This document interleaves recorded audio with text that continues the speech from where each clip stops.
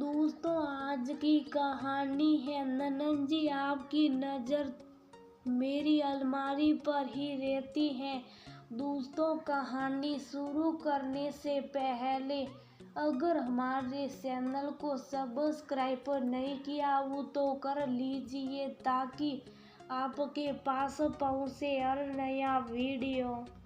तीज का त्योहार आने वाला था। वाणी के मायके में उसकी भाभी की डिलीवरी हुई तो सब लोग उसकी भाभी की और बच्चे की देखभाल में लगे थे। उसके भाई ने उसके अकाउंट में सितारे के नाम के पैसे डलवा दिए थे और वाणी ने उन पैसों से अपने लिए साड़ी और मैचिंग चूड़ियाँ भी ले ली थी और सब कुछ अपनी अलमारी में रख दिया था।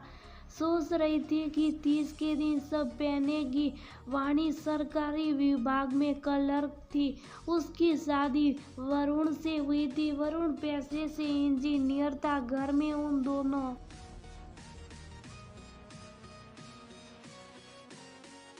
के अलावा सास ससुर और एक ननद तन्वी रहते थे। तीज से एक दिन पहले वाणी दफ्तर में फ्री बैठी थी तो उसने अपना सोशल मीडिया अकाउंट खोला और देखती बोली ओ नो तो उसकी सहकर्मी निशा चौंक गई। उसने पूछा वाणी क्या हुआ, सब ठीक तो है? क्या हुआ वाणी, कुछ बोलो। अरे कुछ बोलो भी सही। वाणी ने अपना फोन निशा को दिखाया और बोली जो साड़ी और मैं चूड़ियाँ में पहनने वाली थी वह बिना पूछे।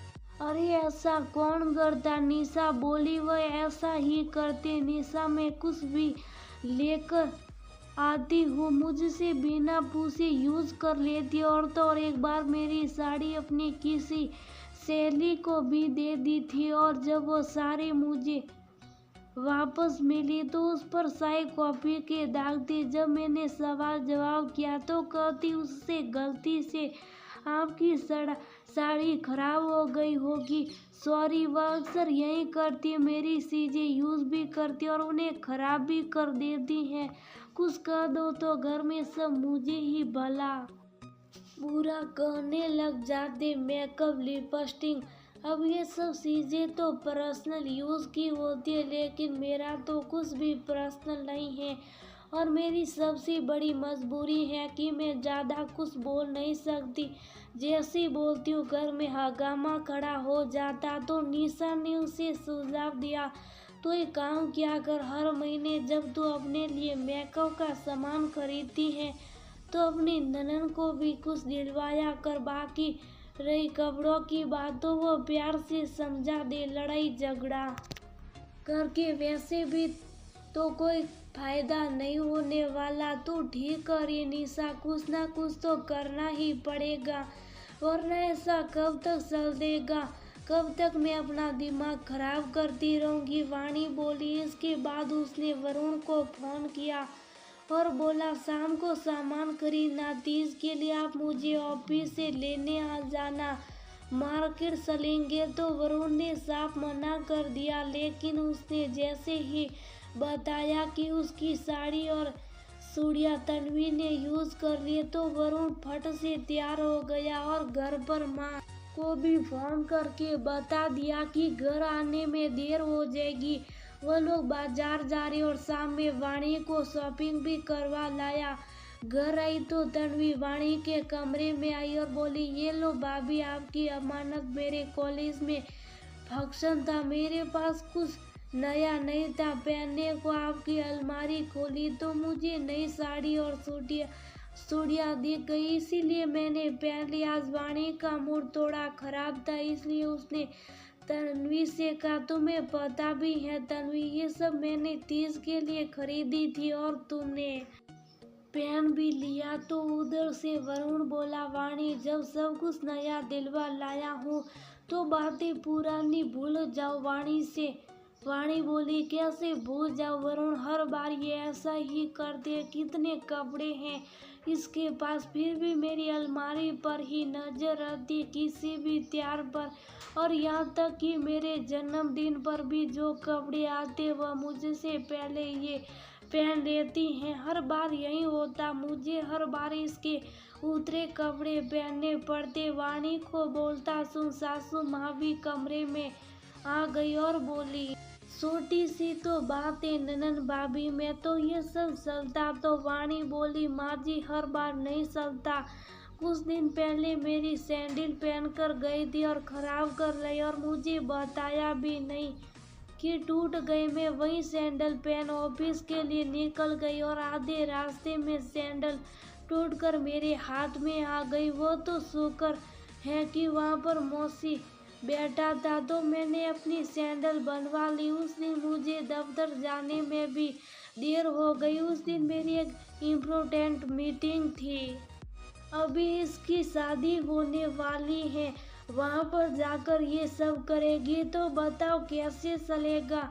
इसके तन्वी रोते हुए अपने कमरे में चली गई और उसके पीछे पीछे सासू माँ और वरुण भी। और वापिस आती वरुण वाणी पर भी चिल्ला दिया, तुम्हें बात करने की तमीज नहीं है। वाणी रुला दिया मेरी बहन को। तो वाणी बोली, हाँ मुझे बात करने की तमीज नहीं है और आगे से मैं ऐसी बात करूंगी। इतने शौक से अपने लिए चीजें लेकर आई थी और वैसे भी कल तैयार हैं और आप लोगों ने मेरा मूड खराब कर दिया है।